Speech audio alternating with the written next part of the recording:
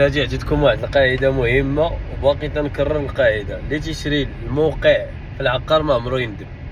واكيد الناس اللي شرات اللهم بارك بحال هاد العقار اللي هنايا دابا حاليا في شارع عبد الكريم الخطابي قرب لاكار، حيت لاكار كاين عليها، كانوا شراو 17000. اليوم لي بخين ديال هادي زابارتمون الاثمنه ديالهم ابتداء من 27 30 الف درهم سون بيسين. وهادشي علاش ديما تنتكلموا على الموقع راه اهم معادله.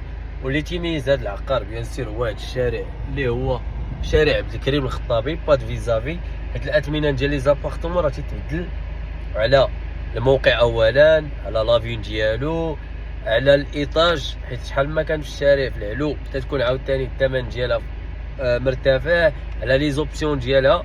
ولكن القاعده المهمه عندي سواء يكون لداخل ولا يكون برا هو الموقع، لوكيشن لوكيشن لوكيشن لوكيشن.